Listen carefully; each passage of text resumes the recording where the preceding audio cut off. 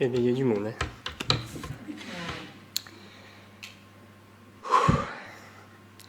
Bonjour à tous. Aujourd'hui, je voudrais vous parler de ce que Dieu a fait pour moi et comment, à travers une personne et vous tous ici présents, il m'a sauvé.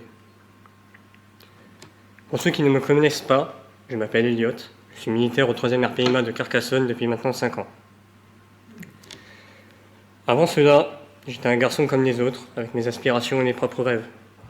L'arrivée du Covid a été très difficile pour ma famille. J'ai donc décidé de m'engager dans l'armée, non pas par vocation, mais pour pouvoir aider mes proches, construire un avenir avec ma copine de l'époque. J'ai passé 6 mois de classe, 6 mois à vivre l'enfer, sûrement l'une des épreuves les plus dures de ma vie. Mais une fois cette étape franchie, au moment où je pensais retrouver ma copine, elle m'a quitté pour un autre homme. J'ai sombré dans une profonde dépression pendant les 3 mois qui ont suivi. Je me suis autodétruit, j'ai consommé tout ce que vous pouvez imaginer. Drogue, alcool. Je n'étais plus moi-même. C'est pendant cette période que j'ai rencontré une femme nommée Élysandre. En 1 mois, elle a réussi à me remettre sur pied. Elle m'a redonné du courage, le goût de vivre. Elle a fait de moi un homme droit. Un jour, elle m'a annoncé qu'elle était enceinte. Quelle joie pour moi. J'atteignais enfin le but que je m'étais fixé, le rêve le plus cher à mes yeux, devenir père. Mais la vie en a décidé autrement. Enceinte de 3 mois, elle est partie rendre visite sa mère malade et n'est jamais revenue. Morte dans un accident de voiture. Quand j'ai appris la nouvelle, je n'ai pas pleuré, je n'ai pas crié. J'ai fait ce que je sais faire de mieux, fermer mon cœur au monde. Ignorer mes émotions et avancer, enfermé dans ma colère et ma tristesse. Et puis ce jour, il y a 4 ans, je n'ai plus pleuré. Je n'ai plus ressenti de joie, seulement du vide. J'ai vécu au jour le jour, en tentant de ne plus rien ressentir du tout. J'ai repris une relation avec mon ex, qui a duré 3 ans. Autant vous dire que ça ne s'est pas bien passé. J'étais devenu un véritable tyran. Il y a environ 4 mois, cette même fille m'a trompé.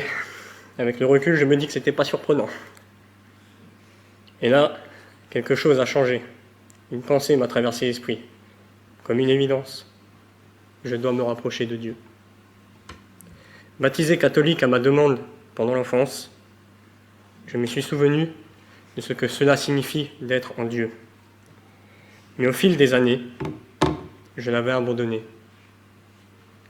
Ma main n'était plus dans la sienne, j'étais parti en courant, droit devant moi. Et il m'a entendu.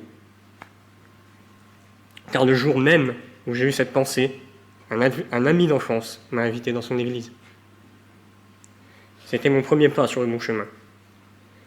1 semaine plus tard, une personne de mon passé est revenue frapper à la porte de ma vie.